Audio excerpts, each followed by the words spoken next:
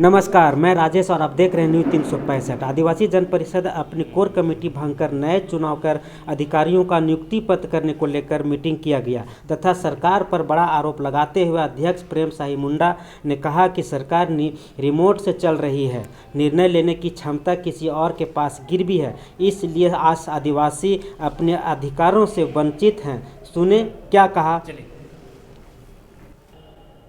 आदिवासी जन परिषद की बैठक हो रही है, क्या कुछ निर्णय और क्या कुछ मुद्दों पर जो है आप लोग बैठक कर रहे हैं, बताइए। आज हम लोग आदिवासियों की जन परिषद की बैठक हुई और बैठक में हम लोग प्रमुख साथियों के साथ निम्नलिखित निर्णय लिए गए हैं। अभी सरूल महोत्सव है 24 मार्च 2023 को, और सरूल को आज के दिन में हम लोग जो है मुंडा जनजाति के लोग बाह के रूप में जानते हैं और संथाल जनजाति के बाहा के रूप में जानते हैं, और आदिवासी के अलावा मूलवासी जो सधान हैं उसको सरूल के रूप में जानते हैं। तो इसलिए इस त्यौहार के बारे में आज बैठक में हम लोग निर्णय लिए हैं कि एल्बर्ट टेका चौक में हम लोग भव्य पंडाल का निर्माण करेंगे, और जो श्रद्धालु लोग आते हैं जुलूस के रूप में, जो पाहन पुरोहित, उनको हम लोग धोती पगड़ी से सम्मानित करेंगे। सरूल के अवसर पर यह भी मांग होगा हमको सरकार को कि प्रथम पाठ्यक्रम में इसकी पढ़ाई हो, क्योंकि सरूल के संदर्भ में बहुत कोई नहीं जानते हैं। मैं ये कहना चाहता हूँ कि सरूल एक ऐसा महोत्सव है जो मनुष्य की सृष्टि पाहन पुरोहित के द्वारा केकड़े और मछली को पकड़ करके ये एक संदेश देते हैं कि इस प्रकार से एक मानव की सृष्टि हुई है। दूसरी बात, पाहन पुरोहित के द्वारा 2 घड़े में रख करके आने वाला समय में वर्षा कितनी होगी, आने वाला समय में हमारा अकाल पड़ेगा कि नहीं पड़ेगा, क्या दृष्टिकोण होगा, इसे भविष्यवाणी के रूप में करते हैं। तीसरी लोक कथाओं में ये कहा गया है कि सूर्य और धरती का विवाह भी हुई थी, और इसे पर्यावरण संरक्षक के रूप में भी हम लोग मानते हैं। तो हम लोग आज बैठक में निर्णय लिए हैं कि सरूल को एक हल्के ढंग से नहीं देखना चाहिए, क्योंकि सरूली दर्शन और आदिवासी दर्शन ऐसा दर्शन है जो पूरे मानव सभ्यता को बचाता है। आज भागदौड़ की ज़िंदगी में औद्योगिक जो डेवलपमेंट हुआ है, पर्यावरण को ह्रास हुआ है। आप जितने भी आप पैसा कमा लें, बिल्डिंग बना लें, या हवाई जहाज़ में उड़ें या कहीं भी उड़ें, लेकिन आपको जीवन में जीवित रहने के लिए आपको आदिवासी दर्शन की ओर आना ही होगा।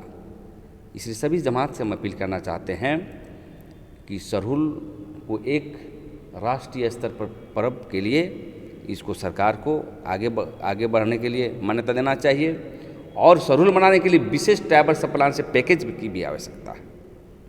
दूसरी बात, आज हम लोग निर्णय लिए हैं सांगठनिक तौर पर कि आज आदिवासी जन परिषद का युवा मोर्चा को सभी हमारे साथी प्रधान महासचिव भी हैं, इधर महासचिव हैं, सब पदाधिकारी हैं, उसको भंग कर दिए हैं, और हम लोग नए सिरे से उसको चलाएंगे, क्योंकि युवा का जो जोश था वो नहीं दिख रहा है, संगठनिक ढांचा गांव पर नहीं जा पा रहा था। तीसरी बात, हम लोगों ने ये निर्णय लिया है कि भूमिहरी पहानाई जो धार्मिक जमीन है, अभी आपने देखा कि हम लोगों ने बरियातू रोड में एक जलान नामक व्यक्ति हमारी ज़मीन पर दीवार लगा रहा है, वो धार्मिक ज़मीन है, खाता नंबर 239। हम लोगों ने जा कर के वहाँ सरना झंडा गाड़ने का काम किया, लेकिन पुलिस की सह पर सरना झंडा को कुछ क्षण के बाद 6 घंटे के बाद उसको उखाड़ दिया गया, और फिर से उसको कब्जा करने का प्रयास कर रहा है। तो इस पर भी हम लोग जाके कार्रवाई करने के लिए केस करेंगे। सदन में भी उठा है इस बात को लेकर के, झारखंड विधानसभा में।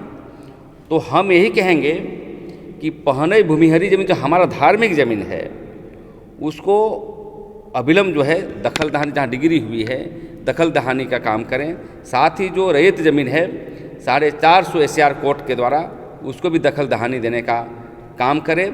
और हम अपील करना चाहेंगे यहाँ के जो भी संगठन चलता है आदिवासियों का, कि एक मंच पर आकर के हम अपील करना चाहेंगे कि आदिवासियों के ज़मीन और धर्म है तभी आदिवासी है। इसको यदि हम नहीं बचाएंगे तो हम समझते हैं कि आदिवासी समाप्त की ओर जाएगा। तो इस सभी संगठन से हम अपील करना चाहते हैं कि एक मंच पर के आकर के जो हमारी धर्म का ज़मीन है उसको बचाने का काम करें, तभी आदिवासी हम लोग बचेगा। दूसरी बात और भी निर्णायक जो हुई है, अभी 60-40 जो राज्य सरकार ने 60-40 का जो किया है उसको डिफाइन नहीं कर पा रहा है कि भाई झारखंड के लिए कितने लोगों को और 40% कितने लोगों को, ये पता ही नहीं चल पा रहा, भेक में रखा हुआ है। तो अपील करना चाहते हैं मुख्यमंत्री को कि इस पर जो है श्वेत पत्र जारी करे आदिवासियों के, मूलवासियों के लिए, आपका कैसा इसका नीति बनेगा। पहले आपने 32 का खतियान का कहा, वो वापस कर दिया राज्यपाल ने, तो फिर आपने 60-40 पर आ रहा है। ये सभी चीज़ों को लेकर के झारखंड एक पॉलिटिकल क्राइसिस की ओर जा रहा है, सोशल क्राइसिस की ओर जा रहा है। कोई भी नीति सिद्धांत ज़मीन पर नहीं उतर रहा है। तो ये व्यापक निर्णय के लिए हम लोग सरहुल के बाद आगे आंदोलनात्मक कार्रवाई करेंगे, लेकिन प्रमुखता रूप से हम लोग ज़मीन पर कार्रवाई करेंगे। सवाल ये है कि क्या लगता है कि सरकार दिग्भ्रमित है या फिर सरकार जो है सही निर्णय नहीं ले पा रही है?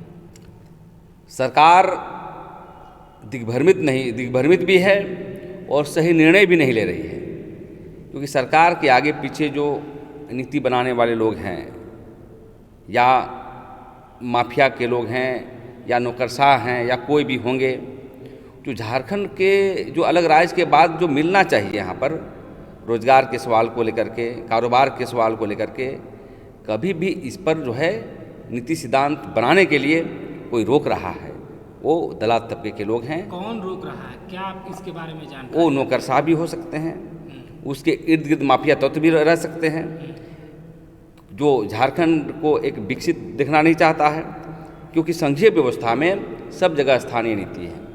अभी बिहार में नीतीश कुमार जी ने कहा कि बाहर के लोग को नौकरी यहाँ नहीं मिलेगी। अब उड़ीसा में जाएंगे तो नहीं मिलेगा, राजस्थान में जाएंगे तो नहीं मिलेगा, महाराष्ट्र में जाएंगे तो नहीं मिलेगा। झारखंड को एक चारागाह के रूप में बनाया गया है, और इसमें सबसे बड़ा हम दोष मानते हैं यहाँ के मुख्यमंत्री को, जो आदिवासी सरकार है। उसको सोशल ऑर्गेनाइजेशन से व्यापक बैठक करके तय करनी चाहिए कि कैसा नीति सिद्धांत बने, क्योंकि देश की संविधान में ज़्यादातर देखते हैं कि 15% ही बाहरी लोगों को दिया जाता है, और उसमें आरक्षण की नीति रहता है, और कुछ लोकल जो जनरल है उसको सिलेक्ट करता है। लेकिन 60-40 से हमको स्पष्ट पता नहीं चल रहा है कि 60 किसके लिए, 40 किसके लिए। तो ऐसा कन्फ्यूजन हो गया कि 40 में हमको दे रहा है कि उसको क्या दे रहा है। तो इसलिए इस पर भी हम लोग व्यापक आंदोलन को तेज करेंगे, क्योंकि जब हमारे बाल बच्चे को नौकरी लगेगा तभी तो हम झारखंड को विकसित करेंगे। तो इसी को विषय को लेकर के आज हम लोग का संक्षिप्त आज बैठक थी। अच्छा, एक बात पूछना है कि नियोजन नीति हो या 1925 या स्थानीयता हो, कोई ऐसी स्पष्ट नीति आपके पास है जो सरकार को आप बताना चाहते हैं या सुझाव देना चाहते हैं? बिल्कुल है।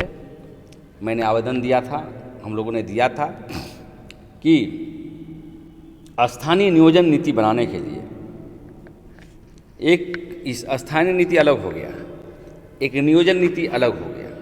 तो नियोजन नीति बनाने के लिए आंध्र प्रदेश की तर्ज पर संविधान के अनुच्छेद 371 के आधार पर आप बना सकते हैं। उसके आधार पर यहाँ ले लें और एक तय करें कि कितने हम आरक्षण को बढ़ाएंगे। तो हम चाहते हैं कि 32 ही क्यों, जो खतियान का आधार लेकर के नियोजन नीति को टेक करें और यहाँ के लोगों के लिए रोजगार का मार्ग प्रशस्त करें।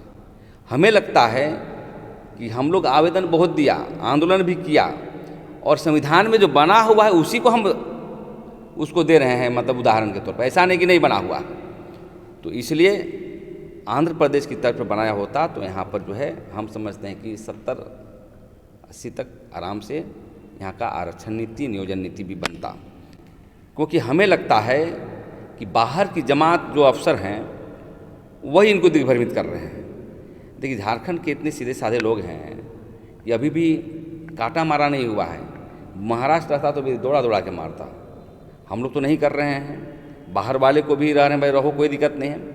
लेकिन जो बुनियादी सवाल पर जो अलग राज्य जो हुआ है, जिसको मिलना चाहिए, उस पर क्यों नहीं परिभाषित हो रहा है।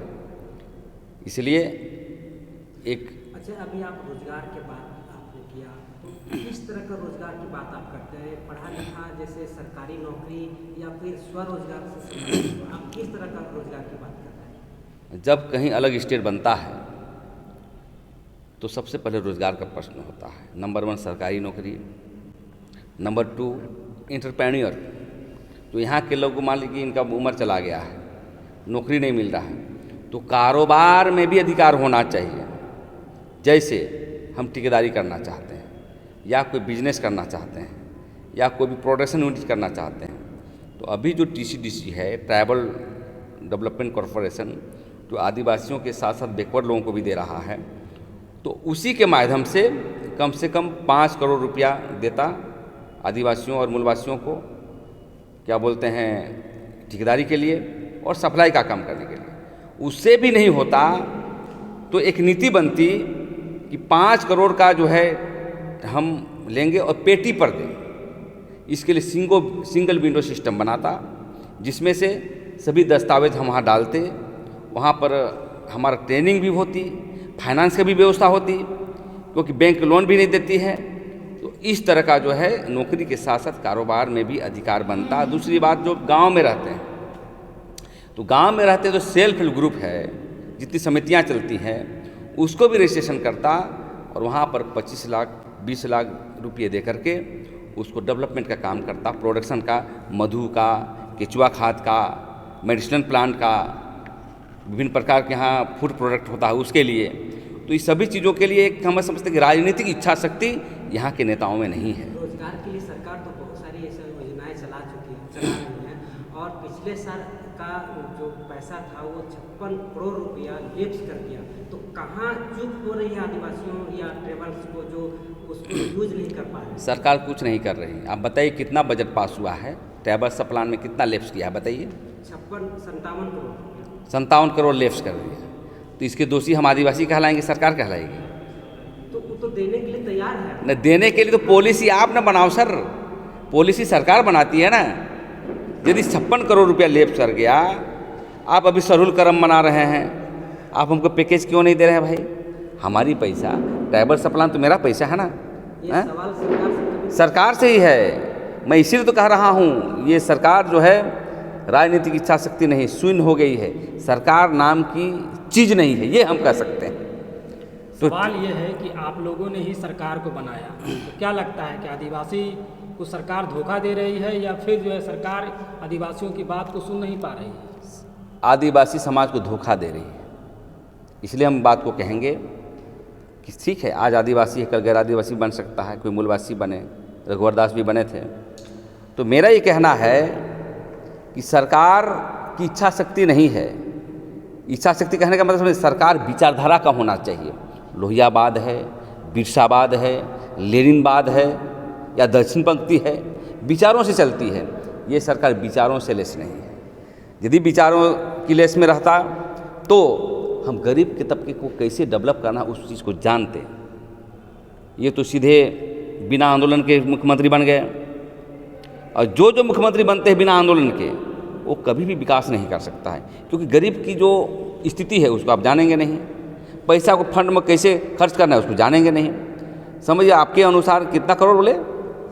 57 करोड़ लेप्स कर गया। 57 करोड़ से कितना व्यवस्था हो सकता था? हम समझते हैं कि सरकारी नौकरी भी लोग मांगते नहीं यदि इस पर करोड़ खर्च करता तो इसलिए सरकार आदिवासी का हम लोगों ने ज़रूर बनाया, लेकिन आदिवासी हितों में काम करेगी नहीं करेगी तो उसको कुर्सी से हटाने का भी काम करेंगे। आप अपना परिचय बताइए। अध्यक्ष आदिवासी जन परिषद प्रेम शाही मुंडा।